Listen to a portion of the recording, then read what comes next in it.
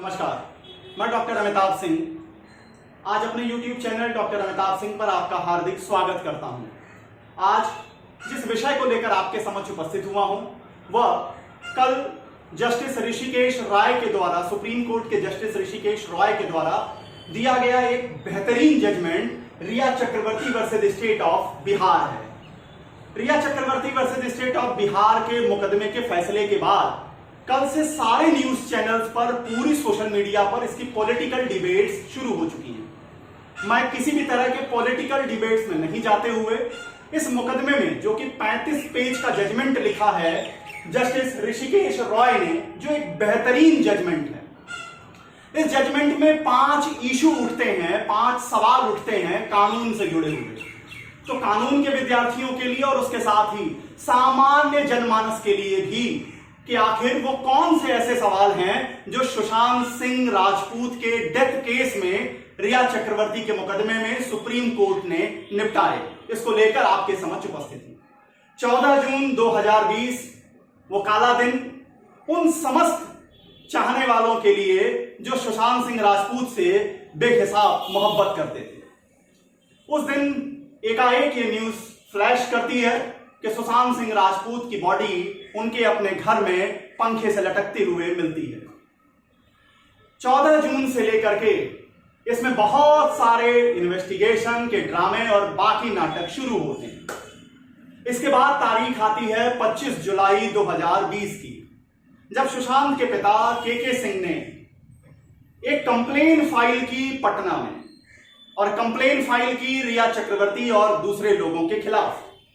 और वहां पर उन्होंने ये भी आरोप लगाए कि रिया चक्रवर्ती के कारण ही एक पिता अपने बेटे से बातचीत भी नहीं कर पाता था।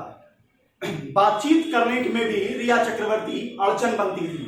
साथ ही उन्होंने क्रिमिनल ब्रीच ऑफ ट्रस्ट के लिए भी कंप्लेन फाइल की रिया चक्रवर्ती के खिलाफ। और जब ये कंप्लेन फाइल हो गई बिहार के जुरिडिक्शन के अंदर, तब बिहार सरकार ने इस पर एफआईआर लॉन्च करवाई और उसके बाद अपनी कंसेंट दी, लिखा सीबीआई के इन्वेस्टिगेशन के लिए। जब सीबीआई इन्वेस्टिगेशन की बात यहां से बिहार सरकार की ओर से कर दी जाती है, इस बीच में कुछ और भी डेवलपमेंट हुए। यहां से पुलिस की टीम गई, जैसे मुंबई में उन्हें क्वारंटीन कर दिया गया। इस बीच में रिया चक्रवर्ती खुद भी होम मिनिस्टर श्री अमित शाह जी से मिलती हैं और डिमांड करती हैं, अपने आप को साफ साबित करने के लिए डिमांड करती हैं कि सुशांत सिंह राजपूत के मर्डर केस की सीबीआई इंक्वायरी की जाए। लेकिन जैसे ही एफआईआर पटना में दायर कर दी जाती है, बिहार में दायर कर दी जाती है, रिया चक्रवर्ती तड़पने लगती हैं।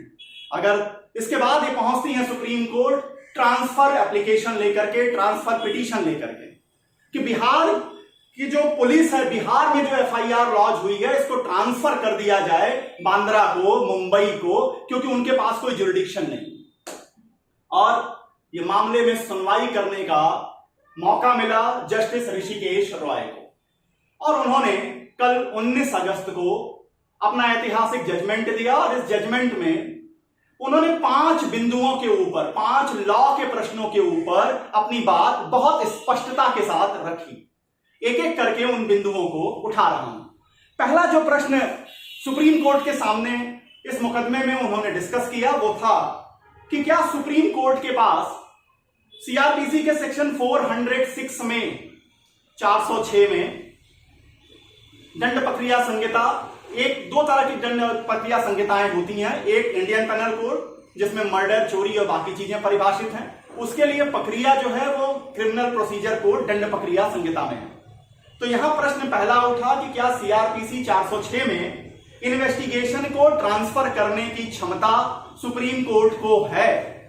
इस प्रश्न का उत्तर देते समय ऋषिकेश रॉय जी ने जस्टिस कृष्ण अय्यर को कोट किया है। जस्टिस कृष्ण अय्यर के Ramchandra Singh versus state of Tamil Nadu के मुकदमे को कोट किया गया है। तो जो पहला प्रश्न का आंसर दिया है उसमें इन्होंने कोट किया है रामचंद्र सिंह के मुकदमे को।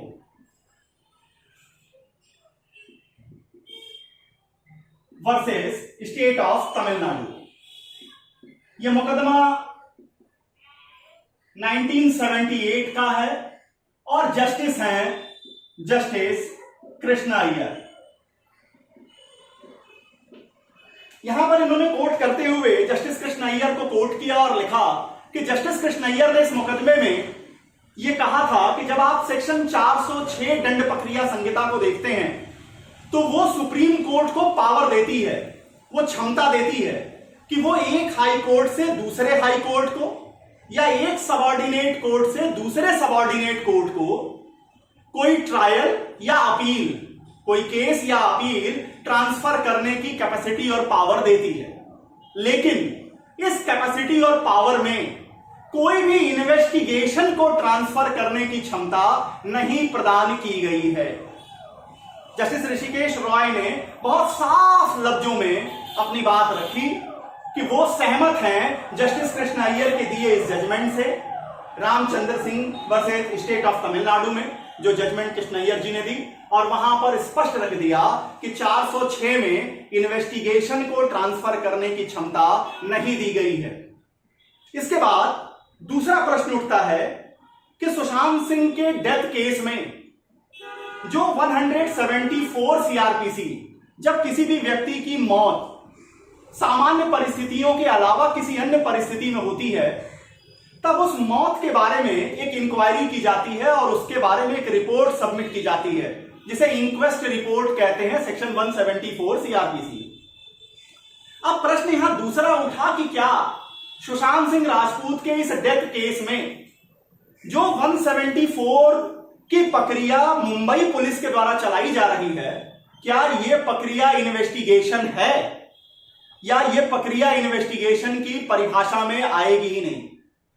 तो यहां पर जस्टिस ऋषिकेश रॉय ने सुप्रीम कोर्ट के एक और जजमेंट इस दूसरे प्रश्न पर कि क्या 174 की जो प्रक्रिया चल रही है ये इन्वेस्टिगेशन है या नहीं, इसका जवाब देते हुए सुप्रीम कोर्ट ने मनोज कुमार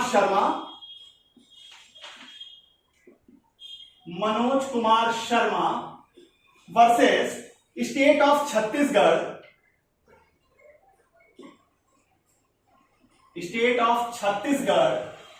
2016 की ये जजमेंट है और इस जजमेंट को दिया था जस्टिस एम.बी. लोकुर ने। Justice MB. लोकुर सर ने इन्होंने इस फैसले को कोट किया और कहा कि 174 सीआरपीसी की जो प्रोसीडिंग होती है उसका स्कोप लिमिटेड होता है। क्या लिमिटेड स्कोप होता है? 174 सीआरपीसी में अगर किसी व्यक्ति की डेथ सामान्य परिस्थितियों के अन्यथा हो जाती है, सामान्य मौत नहीं नजर आ रही है, तब वहां पर जो इंक्वायरी की जाती है वो सिर्फ इतना किया जाता है, यह देखने के लिए कोशिश की जाती है कि क्या यह डेथ सस्पिशियस है या अननेचुरल है, और अगर ऐसा है तो आखिर अपरेंट कॉज क्या है इस डेथ का। सिर्फ यहीं तक इंक्वेस्ट रिपोर्ट में बातें की जाती हैं। यहां पर सारी डिटेल्स का जिक्र नहीं किया जाता। इंक्वेस्ट रिपोर्ट में डिटेल्स में रिपोर्ट नहीं दी जाती कि ऐसे कौन से हालात थे जिसमें यह मौत हुई है, क्या इसमें कोई और लोग हैं जो इस मौत के पीछे हैं, या उस व्यक्ति ने अपने आप को खुद चोट की तो आखिर क्यों ऐसा काम किया, क्यों उसने खुद को चोट की। इन सारे चीजों की डिटेल रिपोर्ट जो है वो 174 में नहीं दी जाती। यहां पर इसके लिए 154 सेक्शन 154 जो कि एफआईआर से रिलेटेड है, वहां पर एफआईआर दर्ज करानी होगी या 156-57 में मजिस्ट्रेट से इन्वेस्टिगेशन के ऑर्डर लेने होंगे। और 14 जून 2020 से लेकर फैसले के दिन तक महाराष्ट्र पुलिस की ओर से कोई भी एफआईआर नहीं दर्ज की गई है। कल तक जो है कल तक क्या आज तक भी महाराष्ट्र पुलिस की ओर से कोई भी एफआईआर दर्ज नहीं की गई है। वो केवल क्या कर रहे हैं, वो उस मौत के बारे में, जो मौत हुई उसके बारे में सिर्फ अपनी इंक्वायरी कर रहे हैं और उसी इंक्वायरी को वो इन्वेस्टिगेशन के रूप में सामने रख रहे थे। लेकिन यहां पर ऋषिकेश रॉय सर ने क्लियर कर दिया कि अगर आप मुकदमा देख लीजिए मनोज कुमार शर्मा का, तो उसमें सुप्रीम कोर्ट में जस्टिस एम.बी. लोकुर ने साफ साफ कह दिया है कि 174 में चलने वाली प्रक्रिया इन्वेस्टिगेशन नहीं मानी जाएगी। इन्वेस्टिगेशन का मतलब क्या? इन्वेस्टिगेशन का मतलब है कि जहां पर किसी भी मामले में साक्ष्य को इकट्ठा किया जाता है, साक्ष्य को इकट्ठा करके पुलिस अपनी रिपोर्ट 173 में पुलिस रिपोर्ट या फाइनल रिपोर्ट देती है, और वहां पर सिर्फ प्राइमा फेसाई चीजों को नहीं देखते बल्कि उस पूरी पिक्चर को फुल एनालिसिस करने का प्रयास इन्वेस्टिगेटिंग ऑफिसर के द्वारा किया जाता है। लेकिन जब आप 174 को देखते हैं तो वहां पर सिर्फ इतना देखा जाता है कि क्या यह मौत सस्पिशियस है, और अगर है तो इसका अपरेंट कॉज क्या है। अपरेंट कॉज के बाद इसमें और डिटेल में जाने की जरूरत 174 की रिपोर्ट देते समय नहीं की जाती। इसलिए यहां पर जस्टिस ऋषिकेश रॉय ने साफ साफ कहा कि महाराष्ट्र पुलिस के द्वारा अभी तक कोई एफआईआर भी नहीं की गई, और जितनी प्रक्रिया वो चला रहे हैं वो सिर्फ 174 की एक इंक्वायरी है, उसे हम इन्वेस्टिगेशन नहीं कह सकते हैं। इसके बाद प्रश्न उठता है प्रश्न नंबर 3, और प्रश्न नंबर 3 की शुरुआत होती है 25 जुलाई को। 25 जुलाई को सुशांत सिंह राजपूत जी के पिता के सिंह सर ने कंप्लेन फाइल करवाई पटना में, और कंप्लेन में उन्होंने कंप्लेन की कि उन्हें अपने बेटे से लास्ट समय में बात भी नहीं करने दी जाती थी, और उन्होंने कंप्लेन की रिया चक्रवर्ती के खिलाफ कि वो क्रिमिनल ब्रीच ऑफ ट्रस्ट से रिलेटेड, कि पैसों के हेरफेर से रिलेटेड उन्होंने कंप्लेन फाइल की, और कंप्लेन होने के बाद इसमें एफआईआर लॉन्च की जाती है। तीसरा प्रश्न यही उठाया है ऋषिकेश रॉय सर ने कि क्या पटना पुलिस को के सिंह के कंप्लेन पर एफआईआर दर्ज करने की क्षमता है, और इसी प्रश्न में एक और प्रश्न शामिल है कि क्या बिहार सरकार के द्वारा यह विषय सीबीआई को देना उनकी कैपेसिटी में आता है। अब यहां पर जस्टिस जो के सिंह सर ने अपनी कंप्लेन फाइल की, वो कंप्लेन फाइल की क्रिमिनल ब्रीच ऑफ ट्रस्ट से रिलेटेड, जो सेक्शन 181, आखिर क्रिमिनल ब्रीच ऑफ ट्रस्ट में मुकदमा कहां कायम किया जाएगा, यह सेक्शन 181 सीआरपीसी के क्लॉज 4 में बताया गया है। अब मैटर जो कि एफआईआर लॉन्च करने को लेकर सबसे पहला जो खड़ा हुआ कि एफआईआर बिहार में लॉन्च हो ही नहीं सकती, इस पर सुप्रीम कोर्ट ने Lalita Kumar versus state of Uttar Pradesh का मुकदमा कोर्ट किया है। इस तीसरे प्रश्न पर कि एफआईआर लॉन्च हो सकती है कि नहीं, तो यहां पर कोर्ट किया है Lalit Kumar versus state of Uttar Pradesh. State of Uttar Pradesh judgement है 2014 का, और जजमेंट दिए थे उस समय के chief justice of India P Sathasivam sir.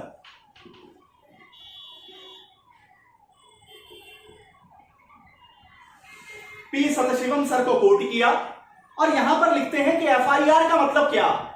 FIR का मतलब है कि अगर पुलिस को किसी भी तरीके से कॉग्निजेबल ऑफेंस, एक ऐसा ऑफेंस, एक संज्ञेय अपराध जो 3 साल या 3 साल से ज्यादा से दंडनीय है, उन्हें कॉग्निजेबल ऑफेंस कहते हैं, उसके होने के बारे में अगर इंफॉर्मेशन मिली है तो वो एफआईआर लॉन्च करेंगे कॉग्निजेबल ऑफेंस को लेकर के। यहां अगर सीधा सीधा स्पष्ट है कि संज्ञेय अपराध हुआ है तो इंक्वायरी करने की जरूरत नहीं है, लेकिन अगर सीधे सीधे स्पष्ट नहीं हो रहा है कि संज्ञेय अपराध है, लेकिन नेसेसिटी दिख रही है कि इंक्वायरी की जाए, तो वो इंक्वायरी इस पर्पस से की जाती है कि क्या संज्ञेय अपराध हुआ है कि नहीं हुआ है। तो एफआईआर लॉन्च करते समय यह देखना कि टेरिटोरियल जुरिडिक्शन के झगड़े को ऋषिकेश रॉय सर ने कहा कि इसको देखने की कोई जरूरत नहीं। साथ ही उन्होंने एक और जजमेंट कोर्ट की, सुप्रीम कोर्ट की, Rasiklal Dalpatram Thakkar versus state of Gujarat के जजमेंट को भी उन्होंने कोर्ट किया है। Rasiklal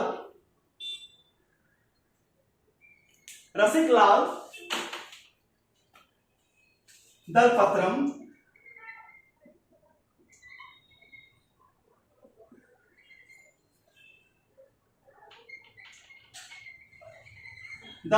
Thakkar versus state of Gujarat का यह केस 2010 का केस है, और 2010 में सुप्रीम कोर्ट ने यह कोट किया कि टेरिटोरियल ग्राउंड पर इन्वेस्टिगेशन से नहीं रोका जा सकेगा। जब तक कि इन्वेस्टिगेशन कंक्लूड ना कर दी जाए। मतलब एफआईआर लॉन्च करने में, इन्वेस्टिगेशन को शुरू करने में टेरिटोरियल जुरिडिक्शन का जो झगड़ा होता है, उस झगड़े पर एफआईआर के लॉन्च करने को या इन्वेस्टिगेशन करने को न रोका जाए जब तक कि इन्वेस्टिगेशन कंक्लूड न हो जाए। सुप्रीम कोर्ट की यह जजमेंट सिर्फ इसी केस में नहीं, बाकी केसेस में भी पूरी पुलिस सिस्टम के लिए एक नजीर है। भारत में अगर देखिए तो कोई भी मुकदमा कायम करते समय, किसी भी मर्डर में, किसी भी रेप में, किसी भी संज्ञेय अपराध से रिलेटेड पुलिस का हमेशा पहला झगड़ा होता है कि यह मामला हमारे थाने की टेरिटरी में नहीं आता है। अब सुप्रीम कोर्ट ने साफ साफ यहां पर कह दिया कि अगर संज्ञेय अपराध हुआ है, अगर संज्ञेय अपराध हुआ है तो यह आपकी जिम्मेवारी बनती है कि आप एफआईआर लॉन्च करिए। टेरिटरी के ग्राउंड पर, टेरिटरी के झगड़े पर उस संज्ञेय अपराध में जस्टिस निवारित न कर दी जाए, जस्टिस रोकी नहीं जानी चाहिए। आप जब कंक्लूड होगा इन्वेस्टिगेशन तब उसके बाद निपटाएंगे टेरिटरी के चीजों को। यहां क्रिमिनल ब्रीच ऑफ ट्रस्ट का जो मैटर के सिंह सर ने कोर्ट किया, के सिंह सर ने जो कंप्लेन फाइल की, उस पर सुप्रीम कोर्ट ने 2 और जजमेंट को कोट किया है। वो काफी इंपॉर्टेंट जजमेंट निकल के आती है और जजमेंट का नाम है असित भट्टाचार्य जी वर्सेस हनुमान प्रसाद ओझा। असित भट्टाचार्य जी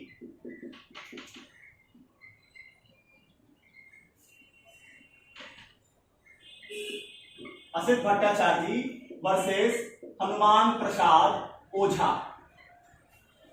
ये जजमेंट आई 2007 में और जजमेंट को दिया था जस्टिस एस.बी. सिन्हा ने। इसके साथ ही सुप्रीम कोर्ट ने एक और जजमेंट को कोट किया है, ली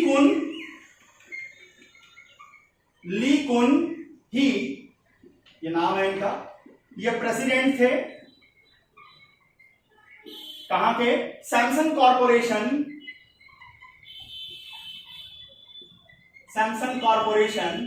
साउथ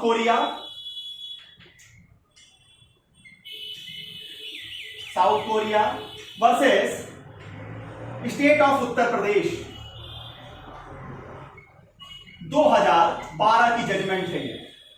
और यहां पर उस विषय को उठाया जस्टिस ऋषिकेश रॉय ने जो क्रिमिनल ब्रीच ऑफ ट्रस्ट से रिलेटेड था। इन दोनों मुकदमों को कोट करते हुए जस्टिस रॉय ने यह लिखा कि जब आप सीआरपीसी के सेक्शन 181 क्लॉज 4 को देखते हैं तो क्रिमिनल ब्रीच ऑफ ट्रस्ट के मैटर में एफआईआर वहां की जा सकती है जहां पर वो क्रिमिनल ब्रीच ऑफ ट्रस्ट किया गया है, या वहां पर की जा सकती है जहां उस क्रिमिनल ब्रीच से रिलेटेड हिसाब किताब देना है या संपत्ति को वापस करने की जिम्मेवारी बनती। अगर इस वर्तमान मुकदमे में देखें तो सुशांत सिंह जी के मौत के बाद अगर हिसाब किताब किसी को भी देना है सुशांत की प्रॉपर्टी से रिलेटेड तो वो उनको उनके पिता को देना है, और उनके पिता जो है रिसाइड कर रहे हैं पटना में। इस कारण से यहां जस्टिस ऋषिकेश रॉय ने लिखा कि जो एफआईआर, जो कंप्लेन फाइल की गई है बिहार टेरिटरी के अंदर, वो जस्टिफाई है, उसको कहीं भी इलीगल नहीं कहा जा सकता सीआरपीसी के प्रोविजंस के हिसाब से भी। इसका मतलब बिहार पुलिस को एफआईआर इंटरटेन करने की, लॉन्च करने का भी जुरिडिक्शन है, और जब एफआईआर लॉन्च करने का जुरिडिक्शन है तो इसका मतलब उनको इस मामले में इन्वेस्टिगेशन करने का भी जुरिडिक्शन है। अब यहां पर एक तर्क दिया गया उनके सामने कि एक ही मामले में दो इन्वेस्टिगेशन नजर आएंगी। एक इन्वेस्टिगेशन जो मुंबई की ओर से मुंबई पुलिस कर रही है, दूसरी जो बिहार पुलिस करेगी। तो यहां उसको उन्होंने क्लियर करते हुए कहा कि जब 174 सीआरपीसी की जो प्रक्रिया है वो इन्वेस्टिगेशन मानी ही नहीं जाती है, तो इसका मतलब कि इस मामले में केवल एक एफआईआर हुई है और केवल एक इन्वेस्टिगेशन हो रही है, और वो इन्वेस्टिगेशन बिहार पुलिस ने शुरू की, जिसे बाद में बिहार सरकार ने अपनी कंसेंट दी कि इस मामले को सीबीआई इंक्वायर करे, सीबीआई इसमें इन्वेस्टिगेशन करे। चौथा प्रश्न इसी बात को लेकर उठता है कि क्या इस सीबीआई इन्वेस्टिगेशन के लिए जो सहमति बिहार की सरकार ने दी, क्या उनके पास इसकी क्षमता है, क्या उनके पास इसका जुरिडिक्शन है, क्या वो ऐसा कर सकते हैं? तो जस्टिस रॉय ने यहां पर लिखते हुए कहा कि सीबीआई बिना स्टेट गवर्नमेंट के कंसेंट के सेंट्रल ब्यूरो ऑफ इन्वेस्टिगेशन जो है वो बिना स्टेट गवर्नमेंट की कंसेंट के किसी मैटर का इन्वेस्टिगेशन नहीं कर सकती, ऐसा सेक्शन 6 में लिखा हुआ है।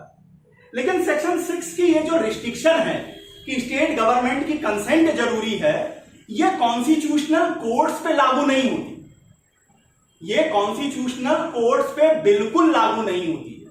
वहां उन्होंने एक मुकदमा कोर्ट किया state of waste Bengal versus Sampat Lal का, और वहीं दूसरा मुकदमा कोर्ट किया state of waste Bengal versus committee for protection of democratic rights का।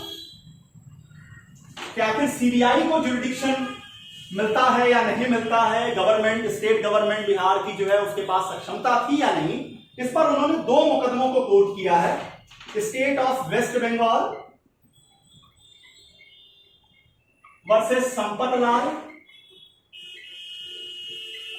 ये 1985 की जजमेंट कोर्ट की गई है, 1985 सुप्रीम कोर्ट की जजमेंट है। यहां पर जस्टिस रंगनाथ मिश्रा बैठे हुए थे, जस्टिस रंगनाथ मिश्रा जी की जजमेंट है ये। और इसके साथ ही उन्होंने दूसरी जजमेंट दी जो कोर्ट की गई state of waste Bengal versus committee for protection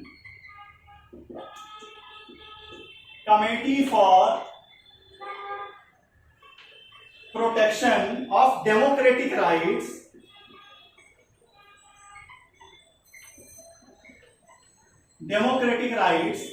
ये जजमेंट आई 2000 की। 2000 में ये जजमेंट आई। जस्टिस डीके जैन, यहां जो जस्टिस हैं वो हैं justice D K Jain,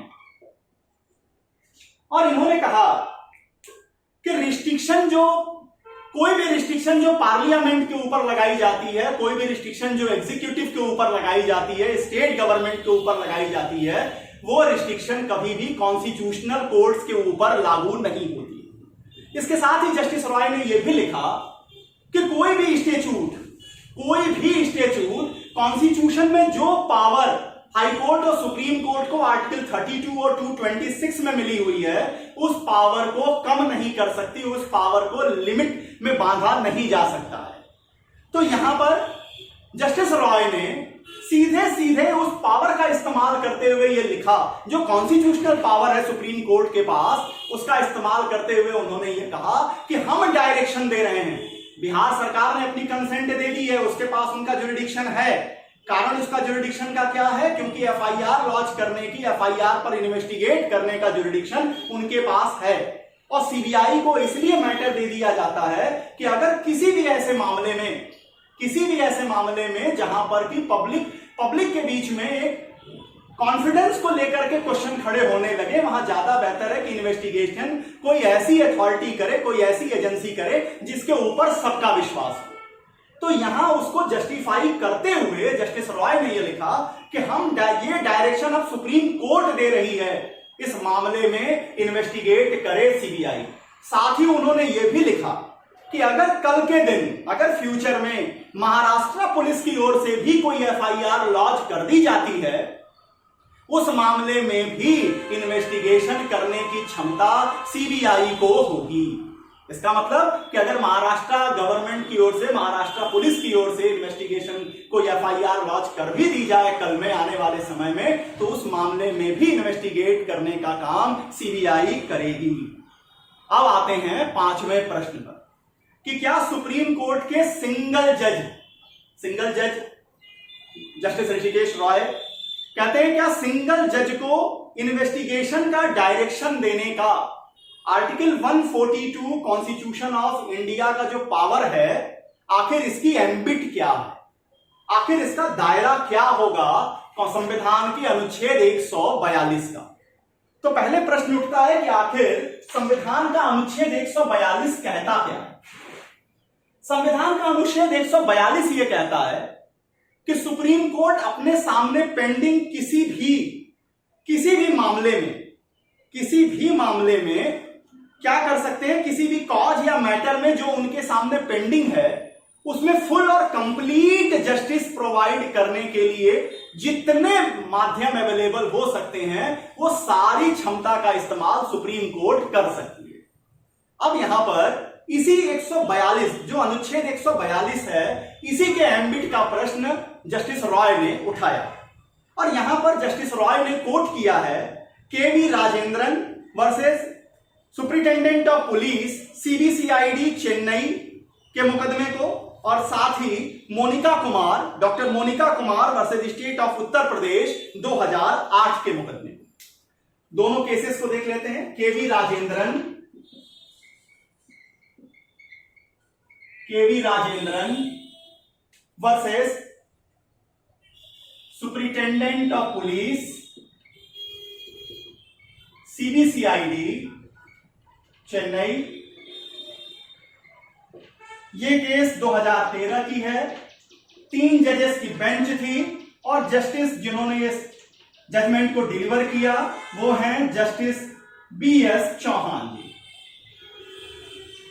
justice Chauhan ने ये जजमेंट डिलीवर की थी। इस केस में जस्टिस चौहान ने कहा कि अगर कोई एक्सेप्शनल केस हमारे सामने आती है तो उसमें कंप्लीट जस्टिस पार्टीज के बीच में करने के लिए और पब्लिक कॉन्फिडेंस को मेंटेन करने के लिए सुशांत सिंह राजपूत के डेथ केस में सबसे ज्यादा अगर कहीं कोई चीज शेक की है तो वो पब्लिक कॉन्फिडेंस है। इन्वेस्टिगेशन को लेकर के जो मुंबई पुलिस की ओर से की गई, जिसको वो इन्वेस्टिगेशन कह रहे थे, वो सारी प्रक्रिया और इसके साथ ही चाहे मीडिया हो या सोशल मीडिया, ऐसी चीजें सोशल मीडिया में अवेलेबल हैं जिनका कुछ भी बेस सिर पैर की चीजें भी आपको हर जगह दिखाई देंगी। तो यहां पर 2013 में जस्टिस बीएस चौहान सर ने साफ कहा कि ऐसे किसी सर्कमस्टांस में जहां पार्टीज के बीच में कंप्लीट जस्टिस प्रोवाइड करना जरूरी हो और साथ ही पब्लिक कॉन्फिडेंस को इंस्टॉल करना, पब्लिक कॉन्फिडेंस को मेंटेन करने के लिए हम आर्टिकल नंबर 142 में दिए पावर का इस्तेमाल कर सकते हैं। इसके साथ ही केस आती है doctor Monika Kumar versus state of Uttar Pradesh की। Monika Kumar doctor versus state of Uttar Pradesh की 2008 का जजमेंट है। 2008 सुप्रीम कोर्ट की जजमेंट है और इसे दिया था जस्टिस एल.एस. पंत ने। Justice LS. पंत ने इन्होंने लिखा कि article 142 to provide full and complete justice any order in any case or matter pending before it. हमारे सामने जो भी मुद्दा, कोई भी मैटर या कोई भी के कॉज जो हमारे सामने पेंडिंग है, और जब हम कॉज और मैटर का इंटरप्रिटेशन करते हैं तो इसमें प्रोसीडिंग भी शामिल मानी जाती है। तो वहां कंप्लीट और फुल जस्टिस करने के लिए जितने चाहे कोई भी रास्ता अख्तियार करना हो, कौन सा रास्ता अख्तियार करेंगे, कौन कौन से इंस्ट्रूमेंट का इस्तेमाल करेंगे, तो यहां कहते हैं कि ये डिपेंड करेगा आने वाले केस के फैक्ट एंड सर्कमस्टांसेस पर। जैसे केस के फैक्ट एंड सर्कमस्टांसेस होंगे, जो उस फैक्ट और सर्कमस्टांसेस पे माकूल लगेगा, हम उस रास्ते को अख्तियार करने की क्षमता रखते हैं।